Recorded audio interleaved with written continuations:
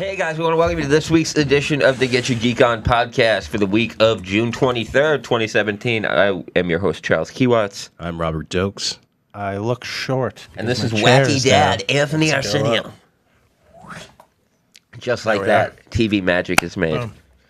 And we want to welcome you guys to a relatively short edition of the Get Your Geek On podcast this week. But we do want to start off with some breaking news. Now, it was going to be a relatively small story in the middle of our show here, but we do want to start off with saying the whole Han Solo director's story. So now, you guys actually familiar of the details of what's going on with this? I know that Phil Lord and Chris Miller exited. So Phil Lord and Chris Miller were, first of all, they were blatantly fired. I guess, really? Yes, they got into a huge argument with Kathleen Kennedy. Reports from on set say that it was a quote-unquote us or them type argument. And then they just stormed up the set and they were immediately fired. The whole rumor mill around this is, and this is what kills me though, is the reason they were fired, the creative differences are that they wanted to put a comedic personality into Han Solo. And I guess Disney is going hard on this. We're going to lean into this. This is our, like, gritty, rough character that we're going to go with. Now, it's like, what character are you seeing? Like, Han Solo is a comedic character. Yeah, especially if you don't cast Donald Glover as Lando Calrissian if you're not going to be going with a comedic tone for this movie. But I mean, can you ever? We were trying to think about this, and even Kevin Smith, like, they went on and did a Fat Man on Batman about it. I cannot think of another movie that was already halfway through production, a big budget movie where the directors were exited. I really can't think. Everything I've ever heard has always been pre-production. Like Edgar Wright, Ant-Man, that was the closest it got, and that was like 2 weeks before production started. Well, Justice League, but different reasons. And those are totally understandable reasons. And it's still Zack Snyder's name that's going to be on this movie. Yeah, sure. Like, this is no longer their movie. The thing that I do like about this is apparently another reason that they were kicked off this movie is apparently they're circling the Flash movie, which I'm totally for it. But Disney did not like that they were making friends with Warner Brothers and DC. So, but just the huge news of them being exited, which was the big story enough. But now the story broke this afternoon of who's actually going to be replacing them, and that is Ron Howard. Yeah, pretty awesome. That is a huge story, and I think that has actually been American Graffiti reunited. Yeah. I mean, this is not a movie that I'm excited about as it is. It's going to be one of those movies that, like, oh, I'll see it. But I'm excited just for Donald Glover, basically. That's the only reason. I want to see a Lando game. movie. It just has to be the poker game. Like, if you don't have the poker game, I don't care about this movie. I mean, what are your thoughts, though, on this? This is a huge Hollywood shakeup here. This literally never happens, let alone happen in the way that it did here. In the way that Disney runs it, like, runs the ship, and since they've run this franchise, they've kind of ruled it with an iron fist. And so to have it happen, like you said, in the middle of production, that's a bad sign and doesn't make me want to go out and see the movie. I mean, just the fact that these guys are high-profile directors, they're not nobody. So I mean, and they're known for their comedy. I mean, they did the Lego Movie. Yeah. They've done a bunch of stuff, but they have their series too on The Last Man on Earth. Yeah, which they did the pilot of that. They directed that as well. But I mean, just really weird to see that going on, especially with such a big budget flick. But I mean, needless to say, that's like what all this making waves on the internet right now. But I do want to move on. That we were off last week, so we did not get to talk about the Black Panther trailer. Yeah. Can we talk about how awesome that movie looks? All right. So this is one of those things. I'm going to say this. That trailer looked really good. I watched the trailer and I saw all the internet reactions. And that's just, everybody's like, wow. Everybody, like, the reaction that I got, it was overwhelmingly, like, if you read the YouTube comments, which is just a flood of hate, but it was like, we're black and we're here to tell you, Black Panther, like, just throwing the face, like, even the soundtrack, he could have picked a better song for that trailer. No, well, that's RTJ, that's RTJ Legend Has It, so that's... Now, what are your thoughts? Okay, first of all, let's break this down. Wakanda, the visual glimpses that we get of that, what are your... I like it. I think I like the way that the trailer started out because it's him and Claw. It's like Ulysses Claw and Martin Friedman, who I didn't even think was going to be in the film. Which is a little Lord of the Rings reunion right there. Little Lord of the Rings reunion. Gollum and Bilbo. Yeah, it's just having this moment of that, and he's like, it's like, what do you think? What do you know about Wakanda? Can I just say that just for the sake of, like, Marvel makes those stupid little, like, Point Break jokes and stuff like that. Can we just hope that during that interrogation scene we get one reference to oppression? Yes, exactly. It's like, just give me that, like, because he's talking about vibranium. He's like, why were you there? Haven't you heard about the value of vibranium? It's precious. Just give me that. Yeah. You can't tell me that that's not like campy and meta as hell. Yeah. But so really excited. So Wakanda looks great. Claude looks great to be set up as the villain. I think they might even showcase a little bit of his powers, the fact that he sees Black Panther and them through the glass. Because you hear him right in the trailer, he looks right at him and says, "I can see you." And in the comics, he's like a being of pure sound. So that's maybe like something that they're going with that. But look, Killmonger. We got our first look at Michael B. Jordan as Killmonger. Thoughts on that? I think that's good. I want to know his story. I'm hoping. My hope is after watching Doctor Strange again that him and Baron Mordo are somehow linked. You know what I thought was really cool is that both Johnny Storms now have been recast in the MCU. That's a good point. Into probably better roles. That news, did you hear? So here's the thing with the Fantastic Four rights is they have to put out a movie every 4 years. Okay. It's every 4 years that they're going to lose the rights. So apparently now, because that 2018 is coming up. Oh, they're making the kids movie, They're talking about the kids movie now. So now apparently they're going to do Fantastic Four again. But they're going to do it with Franklin Richards and Valerie. And then The Thing and Johnny Storm as their mentors. And they're going to gear it toward like a kid's movie. They should just call it Future Foundation then. But I'm just saying, it's like, how many times are you going to try? No, they should just call it Power Pack. That's just Power Pack is the definition of insanity, doing the same thing over and over again, expecting different results. You can't. Like, you ever seen the Pete Holmes X-Men sketches where he fires the X-Men? Yeah. The one with Rogue, that's all I think. Like, you can't touch people. Stop it. Like, that's all I think of with Fox. Like, you can't make I like the two characters, but there's no way that they're going to show them the way that they Franklin, are. like, can he, like, remake reality? He's probably the most powerful thing in the universe. Yeah. Didn't, like, the entire universe get wiped out, and he was like, no, fuck it, and then just completely, like, it back into existence? He's the one who created the multiverse after Secret Wars. The 616, Yeah, he recreated everything. Also, I remember during John Hickman's run, it has a lot to do with a grown-up Franklin Richards from the future. Yeah. And he has a long conversation with Galactus about how they better get along because when everything's gone and the last molecule in the universe dies out, there'll only be Galactus and Franklin Richards left. Mm-hmm. So awesome. They better learn to get along. I actually like that. That seems pretty cool.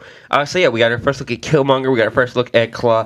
First look at the action scenes. First of all, the costumes definitely been redesigned a little bit. I noticed that, which I really like. But can we talk about that car chase scene where he's flipping from car to car? Pretty cool. I'm not even going to say that. The thing that stuck out to me was they showed Angela Bassett, who was rumored many, many years ago when the first X-Men movie came out. Storm. And I saw her with white hair in a snowy field, and I was like, that's Marvel throwing shade there. And I was like, we're just going to cut this right here. Who do you think about? And they're connected in the comics anyways. Yes. I just feel like, did you not notice how the timing of that was so well done? It was like Wonder Woman. It's like, oh, we're going to let you have a week, and then we're going to put that Black Panther D on the table. Like, no, you know what? Look at it. Look, here's the other thing that bothered me. It was like this. You completely ruined me for Spider-Man. I am not even thinking about that film now. I could not be more opposite, dude. Like, not only is it my birthday, so I'm super excited, but, like, Spider-Man has gotten me amped. Like, just every bit of it that I see now, I'm just like, give me more and more of it. Now they announced that the sequel, basically they're going to pair him. It's going to be like a Marvel Comics Presents for every Spider-Man movie. He's going to get paired up with a different Marvel hero. Mm-hmm. So the next one is going to be, like, Captain America or whoever the heck that they go with it. But I'm like, that is just so awesome, and they're going to do the anthology of him in school. Friggin' Defenders. You can't just say how they make it. They make it make sense, but by making him 15, he's a sophomore when Homecoming picks up, and they're doing it as a trilogy, and each one's going to be a year in high school. It'll end with him graduating high school instead of like 10 minutes into the movie like they've done with all the other Spider-Mans. But yeah, I actually just got my tickets when I went to see Transformers. And segue, I was extremely disappointed. So Transformers clocks in, first of all, at a whopping 2 hours and 48 minutes. Jesus. Yeah. What? Yeah, 2 hours. What? Yeah, but that's the thing. You're not getting that life. You're not getting that time back in your life. I know, but that's the thing is they're all at least 2.5 hours long. That's what people don't realize. They're all at least 2 hours 30 minutes. But anyway, that's why I stopped at number 2. Here's the thing. I love these movies. I love the modern takes on them. I don't need much of a plot, but when you start dicking with the stuff from my childhood, I have a really big problem. And one of the biggest things in this movie, I'm going to spoil the hell out of it, so I hope you guys don't mind. First of all, they turn Optimus into Nemesis Prime. That's what you're seeing in the previews there. He gets converted by, like, they're trying to bring a Cybertron back yet again. But the biggest thing here is they completely screwed with the mythology, and planet Earth is Unicron.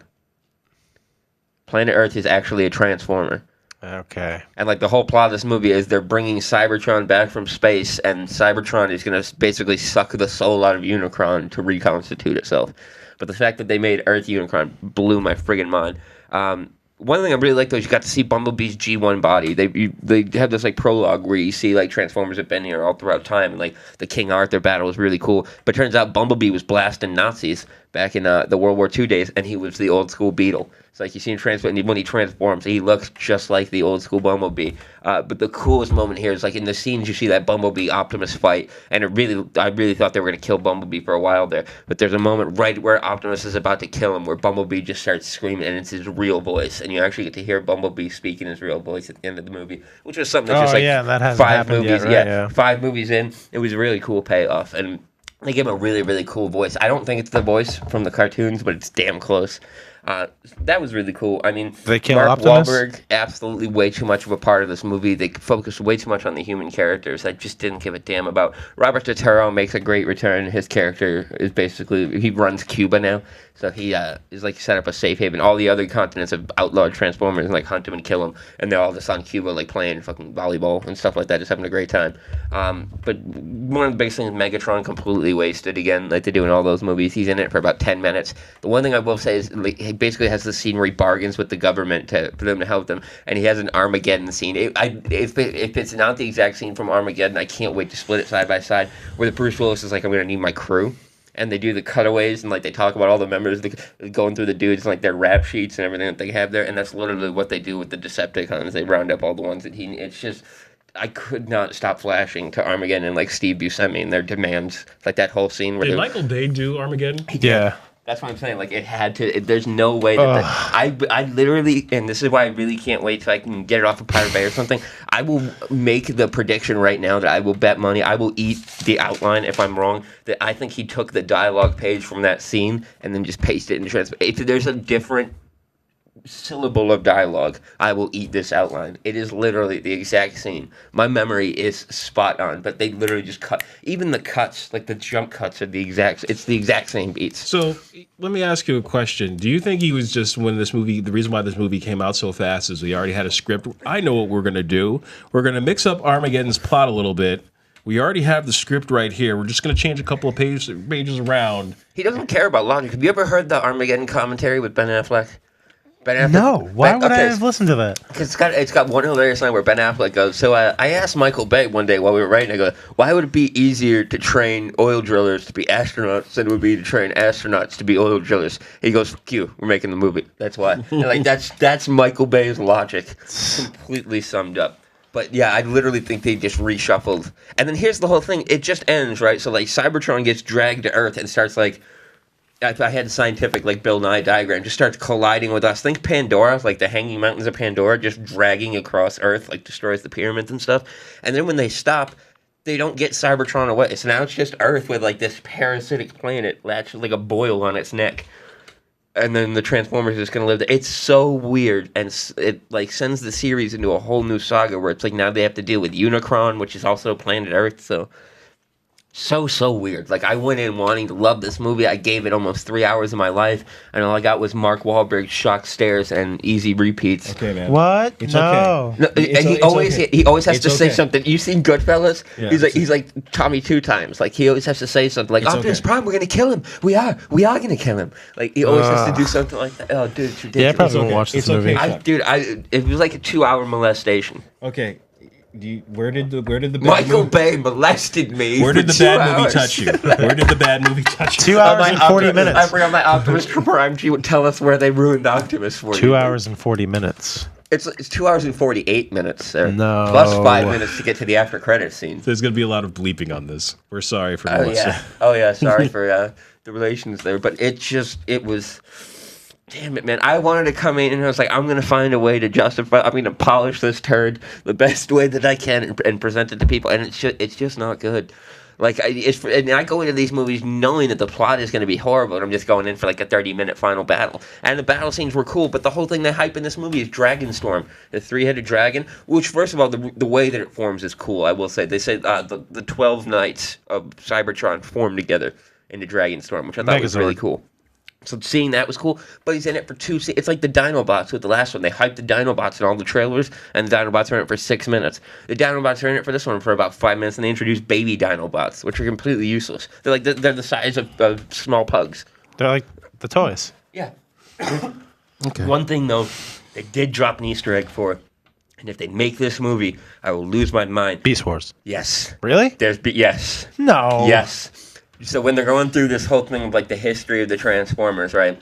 They show like carvings from cave paintings and stuff like that. Then there's like medieval paintings, like oil paintings and stuff like that. And then they get to a photograph, and just it's such a quick pan. But right before they pan to Bumblebee, there's a gorilla that's transformed. Like, nice. And there's no doubt that it's a gorilla. So I think it's Optimus Primal. But that would be just like the coolest little Easter egg to drop in. Even if you just bring in any of them, give it to me. But yeah, really, really disappointed all around with this movie. They do such deceptive marketing with these movies where they make you think these characters are huge parts of the movie. And No, it's like the complete opposite of what Marvel does. That's the problem. What I felt with a lot of some of the DC trailers, it was just the way it was cut that it gives you this hype, and then all of a sudden you get in the movie and you're like, I miss the surprise. Like, can't you? Like, I'm all for like movie spoilers and stuff like that. But my buddy Danny's the complete opposite. He hasn't even watched a single Spider-Man trailer yet. He goes into movies completely blind. He won't watch anything. Mm-hmm. But I'm like, I miss the surprise of movies, and I date it back. I can literally pinpoint the moment. It's Episode 1 is what started ruining trailers for me. Because tell me right now that if you were in the theater seeing Darth Maul light up a double-bladed lightsaber for the first time, wouldn't have blown your mind. Oh, but they pop that in all the trailers. So it's like, this is the cool part. Just like in The Force Awakens, the first thing you see is like, it's like this. You see Kylo Ren, it's like, oh, it's and that shot's not until like the last 20 minutes of the movie. So it's like, I don't need that payoff, man. That's what I'm going to the theater for. And I just felt like that's what Transformers did. It was all the payoff in the trailer. Even the big Optimus fight, everything you saw of it is in the trailers. I mean, and I'm really supposed to believe Mark Wahlberg is going to be the dude to break up two Transformers fighting. Like, he really tries to get in there like a bar bouncer, like, whoa, dude. Like, they are literally buildings in front of you. But not good at all. And the real thing that Robert's not going to love about this movie is Michael Bay is the most racist motherfucker on the planet. Dude, if you thought that Jazz or the Autobot twins from the second one were racist with the black voices and names, dude, Megatron's entire crew is basically like a blackface stereotype. Like, it is insanely, come on, man, you know what I'm saying, brother? Come on, don't be a jive turkey fool. Like, literally that type of, like, over-the-top blaxploitation racism. Like the black guys in an airplane. It is. I speak jive. I kid you not. There's a snakes on a plane quote. Yeah, okay. Yeah, like, I'm tired of these snakes on these like, it's just insanely dumb. And, like, that's a 10-year-old joke. It's terrible. It is so terrible. So I'm glad I didn't see this movie. I'm actually glad for you guys. I paid extra. See, I'm just upset that you saw it. IMAX 3D. Yeah. That's the other thing. So they hype this like this is the first movie ever shot with IMAX 3D cameras. It's gonna be revolutionary. Get your panties in a bunch, Gladys, because we're taking them. No, not even good 3D. Like, Avatar was better 3D. Well, none of it's real anyways. But that's what I'm saying. But that's why the fake stuff should be able to throw stuff at, like, and I positioned myself in the theater perfect. Like, I know where to sit for 3D. Nothing here would have told me that this was shot. The only thing I could tell is I could definitely tell when they went from IMAX to regular shots. Like, you could just tell by the way the composition of the shot. But, man, I really wanted to come out of this movie with something to love. And I just can't even... It's like, no, I just feel like I had to come up. It's the South Park episode. It's the Kingdom Skull episode where they want to sue George Lucas for raping Indiana Jones. That's what I feel like happened to Transformers. I feel like Michael Bay raped Optimus Prime and made Mark Wahlberg watch. There's my review of Transformers. We've spent far too long talking about this movie. It's a 2-hour and 48-minute rape scene. Yeah, okay. Moving on. Yeah. So moving on to another flop, even though like Transformers is going to make the money. They make money. As soon as they open up in China, it's done. One movie, though, that's apparently jeopardizing the whole universe is The Mummy. The Mummy is not making money overseas, which is what they were banking on after it flopped over here. I mean, and it was like a dead cat flop. Just nobody saw that movie. $32 million. It was originally projected to open at 80. And on a movie that cost $170 million to make and another $100 million to market. Oh, Jesus. Yeah. That's a lot of money. They don't even think it'll crack $100 million worldwide. Yeah. So this is also putting in jeopardy the dark universe. But now all the rumors are coming out of why the movie flopped. It was apparently because Tom Cruise, him and Xenu had complete creative control over this movie. I guess Tom Cruise had control over every facet of the movie and was kicking things out of the plot. He kicked entire scenes out of the movie. It's just, that's why they shouldn't let actors write the movies that they're in. and now he's supposed to be their Iron Man, like the dude that's supposed to be threaded throughout their entire universe. Xenu will save you, but just really. Well, we saw it. So we saw it, and it was bad. It was like it was. I'm not gonna say it was bad. It was meh. It was like it. But to be a Universal launching movie, to you be a Universal launching movie, the idea is like because if you see the film, they do the Marvel. I'm sorry, they do the Universal thing, and then they do this dark universe. Yeah, the logo. The logo. It's like, dude, Marvel had to earn their logo. Even DC had to do 3 movies before they got a logo. It was like, and they do the dark, which is a blatant ripoff of Heroes. It's a blatant ripoff. So stupid. You obviously watched Heroes. The intro Heroes would be the eclipse, and then it would say Heroes. It's literally that. They told the exact same color tone and everything. They just put dark universe. And so it's like you see the Universal thing, and it's like, and even in the credits, and it's like a Universal film, and it's like a dark universe movie. Pass. Hard pass. Uber pass. And it was like we walked out of there. I was expecting something more to come out of that film. I had to realize if something was true or not, though. In their little Easter eggs, so they have this one scene where Russell Crowe is introducing Prodigium, basically the Men in Black of this universe, and like you get to see all the little Easter eggs. And you see like a Dracula skull, you see a limb from the Creature of the Black Lagoon, you see a bunch of stuff. But one of the little things that I thought it was that in the movie, but then wasn't sure until I went home. The friggin' book that drops there is the book of Imhotep. So from the first Mummy. So Brendan Fraser's mummies actually exist in this universe. So I thought that was a nice little nod to that, and I was like, dude, Brendan Fraser just bring him back. Movie. He would save that dude. No, be honest with me. Replace Brendan Fraser with Tom Cruise. Replace Tom Cruise with Brendan Fraser in that movie. Add a little more comedic beats to his styling and stuff like that. Tell me that movie's not a blockbuster.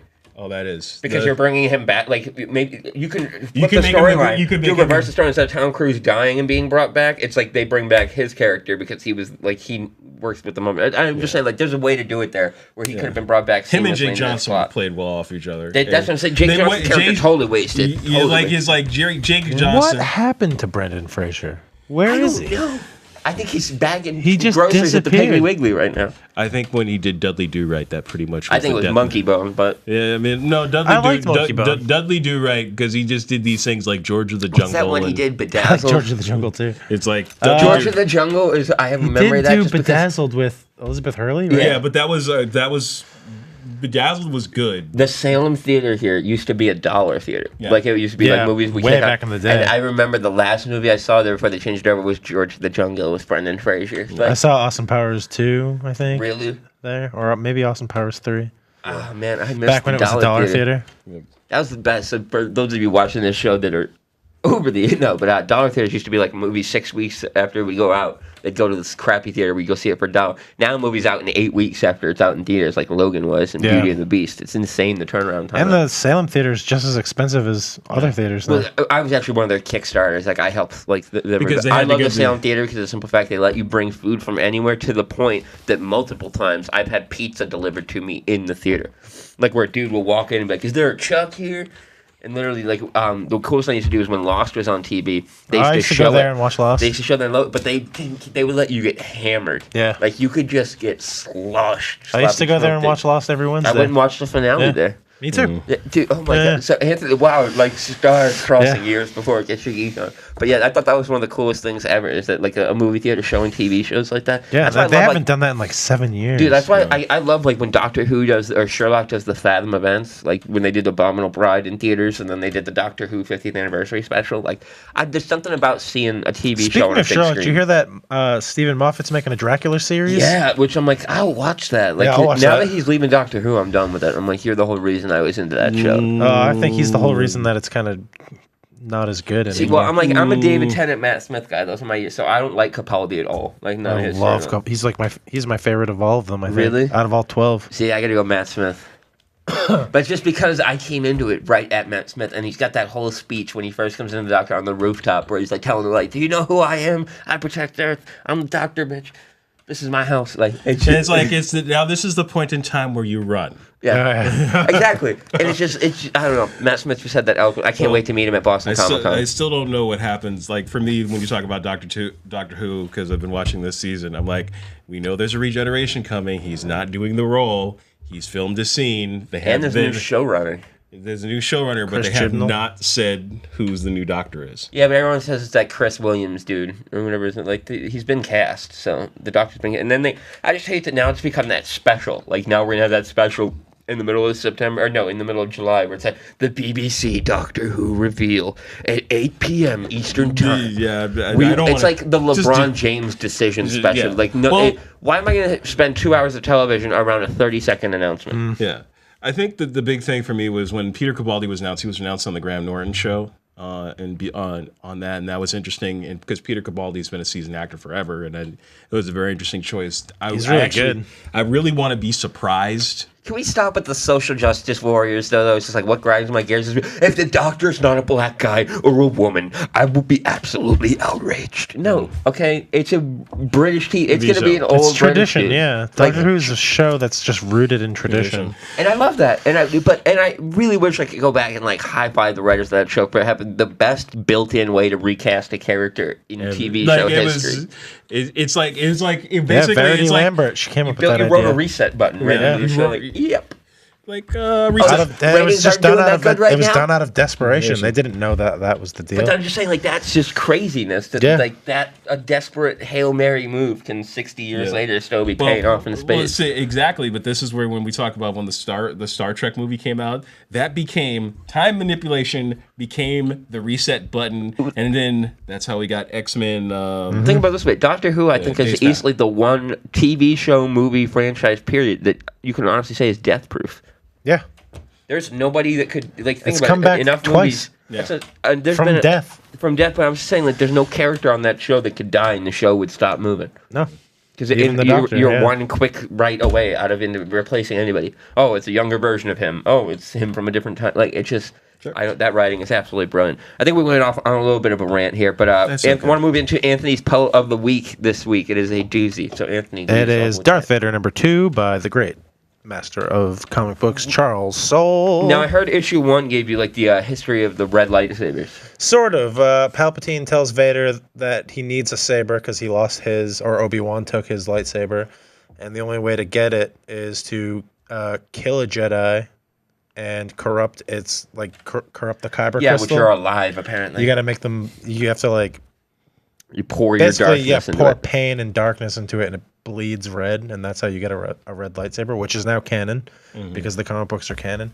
So it was this issue basically was like a squadron of clone troopers that were kind of left because the new Darth Vader series takes place minutes after Revenge of the Sith.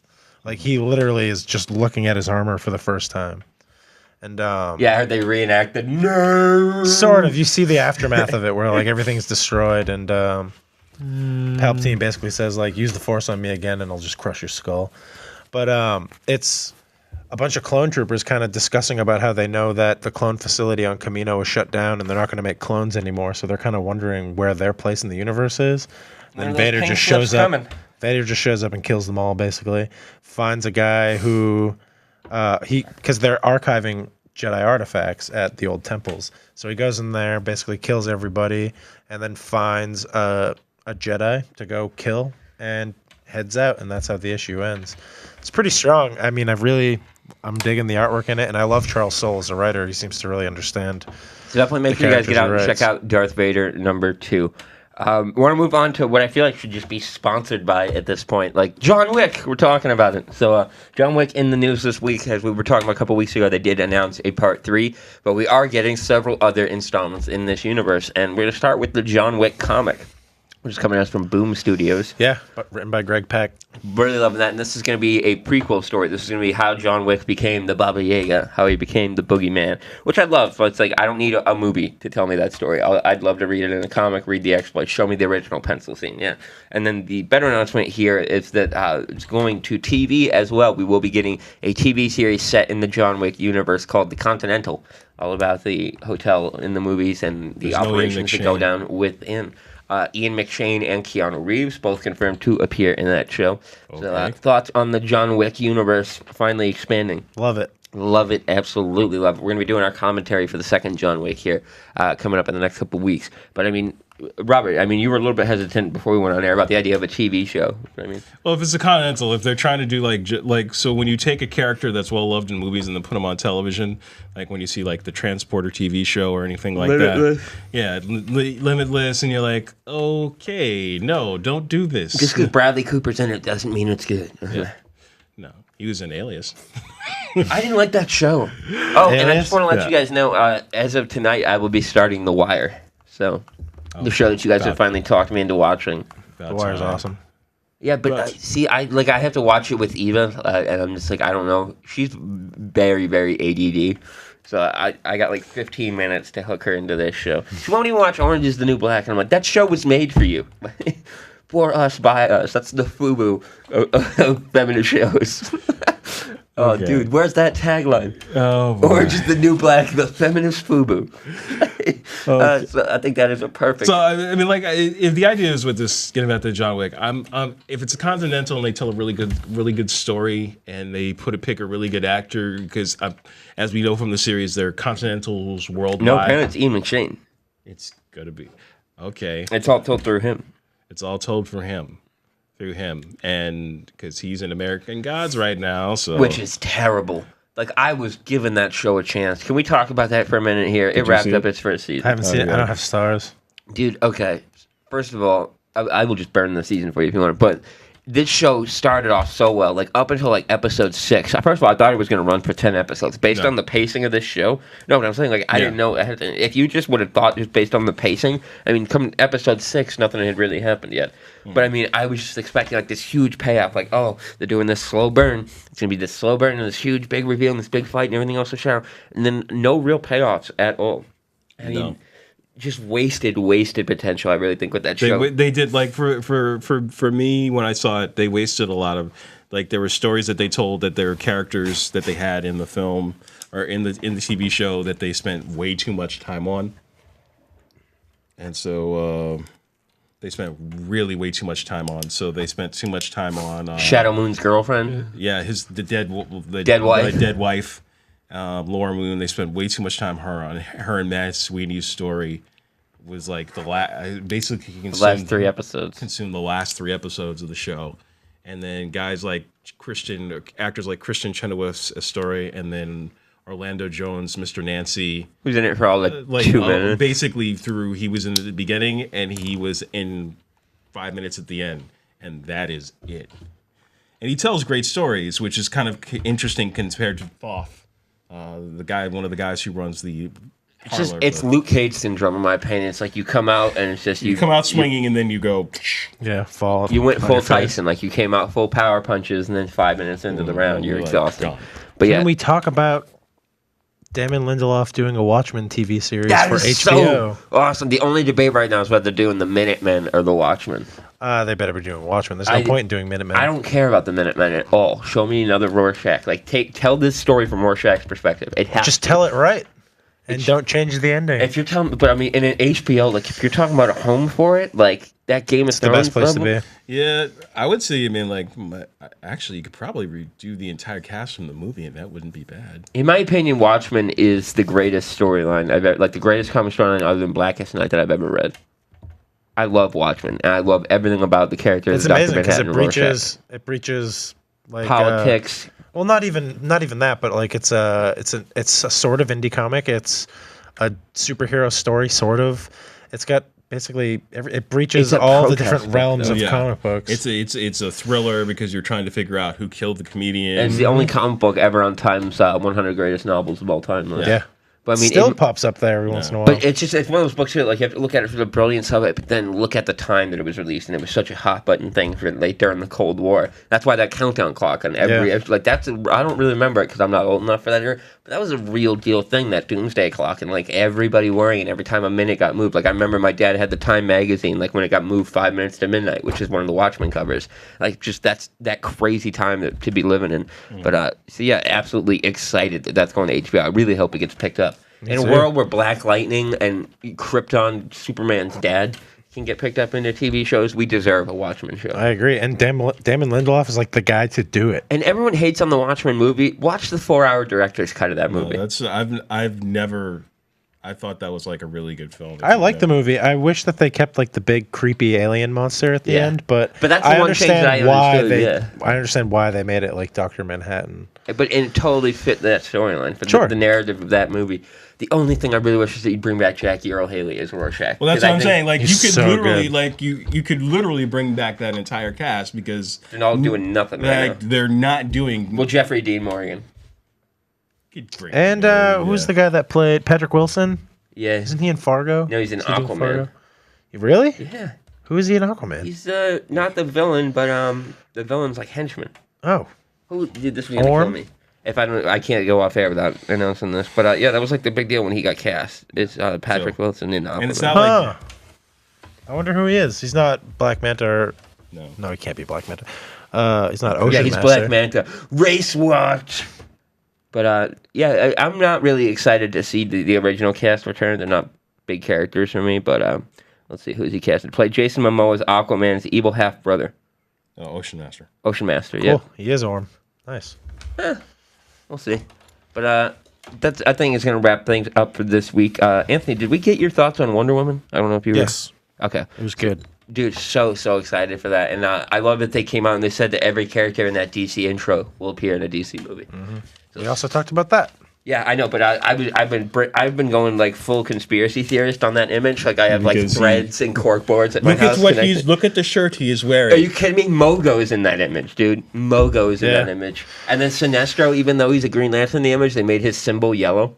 Which that's pretty cool. I loved. And then Jessica Cruz is in that image. Simon Baz, Alan Scott are in that image. Mm-hmm. Shazam, like just tons of cool characters. But really excited for that. Dr. Light is even in that image. Weird. Which one, good or bad? The Raven Dr. Light. Yeah. Okay. It's got to be.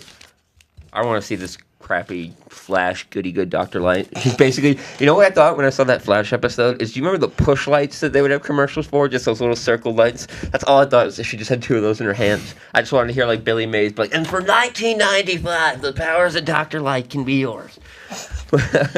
So that's gonna I think wrap things up for this week's the Get Your Geek On podcast. Any final thoughts, Anthony? No. Final thoughts, Robert? Yeah. I will be excited to say that in the next couple of weeks we have the Parks and Rec Pops on this. That's they finally releasing the and the Hot Topic is doing a Burt Macklin exclusive. Nice.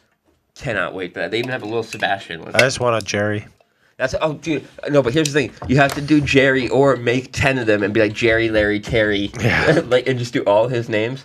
But I really hope that. But then one that I really need to see is a Jean-Ralphio. It would also be really great if they just didn't make a Jerry. They made did you ever see that Entertainment Weekly cover with the cast of them and the Entertainment, like the word weekly is right over his face? They just played right into the anything without thinking Jerry. Like that's the first thought that comes to my head. And I love that they gave him like as much as they rag on him of why Christy Brinkley is his wife because they have that little cutaway line. He's got the largest penis the doctor had ever seen. Like, and he's like, I didn't even know if he had mumps. Forgot to look. I was distracted by the largest penis I'd ever seen. But just that one little line immortalized that character as like totally lovable to me. I'm like, he could take all the crap you want. He's going home and laying pipe with Christy Brinkley. But and I love that they gave him ridiculously hot daughters too. Yeah. He could have gone the other way and made them like little mutants. Yeah. But so yeah, really excited for those pops to come out. I haven't been excited for a pop in a long time. But I feel like Ron Swanson is like the spirit animal of this show. So that is going to wrap things up for this week's episode of the Get Your Geek On podcast. I've been Charles KIWACZ. I'm Robert Jokes. Anthony Arsenio. You guys have a week.